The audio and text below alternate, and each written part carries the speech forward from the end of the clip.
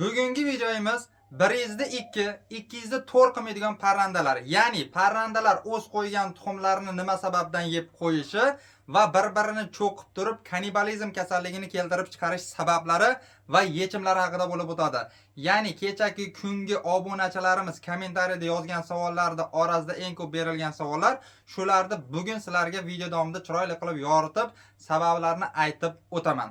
Xo'p, parrandalar nima uchun o'z qo'ygan tuxumlarini yeb qo'yadi?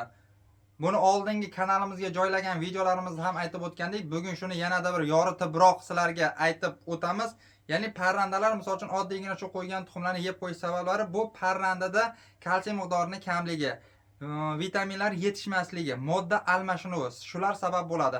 Keyingi holat o'zimizda aybimiz bilan parrandani tuxum qo'yadigan joydagi sharoit yetarli darajada bo'lmasligi. Ya'ni parranda tuxum qo'yadi qattiq to'shamali joyga va bu yo dars ketadi yo sinadi va parranda buni iste'mol qilib ko'radi va natijada unga ko'nikish holatlari ro'y beradi. Ya'ni o'rganib qoladi va bu tuxum butun holatda qo'yilgan taqdirda ham parranda buni cho'qib yorib iste'mol qilib qo'yishi mumkin.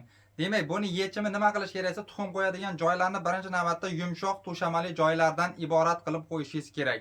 Agarda bu holatda ham parrandalaringizni davolab bo'lmayaptimi, maxsus gnezdolardan foydalaning. Ya'ni maxsus gnezdo qanday bo'ladi? Parranda tuxum qo'yadigan bo'lsa, tuxum qo'yadigan idishi mana holatda bo'ladi va bu tuxum qo'ygandan keyin dumalab turib ichkariga tushadi, ichkari yopiq holatda. Oldidan ochib turib qo'ygan tuxumlarni olasiz.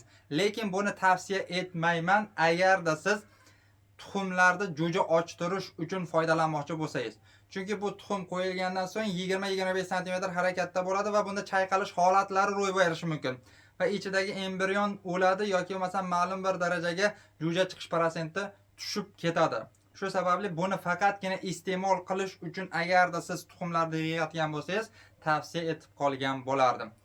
Keyingi berilgan savollardan biri, ya'ni 3 oylik jo'jam bor, bir-birini cho'qib patini qonatib yuboryapti. Bu qanday kasallik va buni yechimi bormi degan bir akamiz savol berishgan ekan kommentariyada. Shuni sizlarga endi yechimini aytib o'taman. Ya'ni bu ilmiy tilda kannibalizm kasalligi deb ataladi. Kannibalizm kasalligi bu parrandalar bir-birini cho'qib qonatib yuborishi. Ba'zan bu holatlar o'limgacha ham kelishi mumkin. Endi buni kelib chiqish sabablarini birinchi o'rinda sizlarga aytib o'tay. Bir nechta omillar bor va buni yechimlarini sizlarga aytib tanishtirib o'taman. Birinchi sababi o'zim tajribamda sinab ko'rganman. Parrandaxonada, ya'ni parranda boqiydigan joyingizda yorug'lik haddan tashqari ko'p bo'lishi. Asosan bu kasallik jo'jalarda ro'y beradi. Katta to'g'onlarda kamdan kam holatda uchraydi, jo'jalarda ro'y beradi. Ya'ni parrandangiz quyosh nuri to'g'ridan to'g'ri tushadigan holatlar bo'ladigan bo'lsa, bu kasallik kelib chiqadi. Parranda, ya'ni jo'ja bir-birini birikmada cho'qiydi. Qonagandan keyin hamma jo'jalar o'sha bitta qonagan jo'jaga yopishishni boshlaydi. Agarda siz o'sha qonagan jo'jani ajratib yubormasangiz, haligi holat o'limgacha kelishi mumkin. Demak, birinchi o'rinda buni yechimi, demak, parrandaxonangizdagi yorug'lik miqdori me'yorida bo'lishi kerak.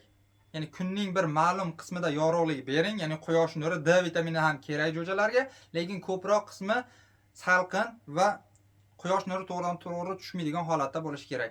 Keyingisi vitamin kam bo'lgan ozuqalar bilan parrandalaringizni parvarish qilishingiz.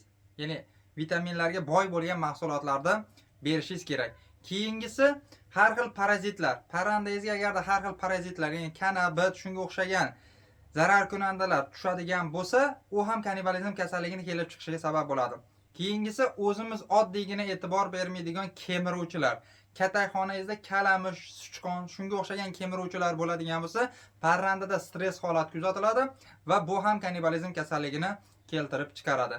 Endi buni yechimi qay holatlarda bo'ladi desak, imkon darajasida shu yuqorida aytib o'tgan omillarimga e'tibor berishingiz kerak.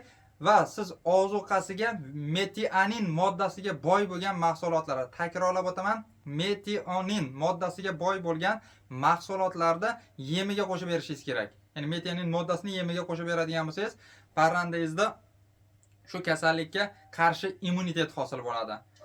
Keyingisi suyak uni yoki masalan baliq unini ham parrandalaringizni yemiga qo'shib berishingizni tavsiya etgan bo'lardim. Xo'p, keyingi chiqaradigan videomiz yoki masalan mavzuyimiz qaysi haqida bo'lishini xohlaysiz yoki masalan qaysi parranda turi haqida bo'lishini xohlaysiz, albatta kommentariyaga yozib qoldiring. Videomiz qiziq bo'layotgan bo'lsa kommentariyaga bir raqamini qo'yib ketinglar.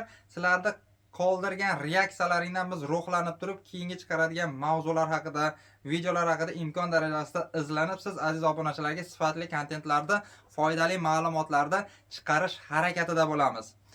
Xo'p, albatta kommentariyaga o'z fikringizni qoldirishingizni so'rab qolgan bo'lardik. Va kanalimizda yangi bo'lgan bo'lsangiz, ya'ni birinchilardan bo'lib ko'rayotgan bo'lsangiz, kanalimizga obuna bo'lib qo'yishingizni ham so'rab qolgan bo'lardik. Pastda qizil podpisatsiya yoki bo'lmasam obuna bo'ling tugmasi turadi. Albatta shuni bosib qo'yishingizni so'rab qolamiz. Sizlar bilan keyingi videolarda ko'rishguncha xayr, sog' va omon bo'ling.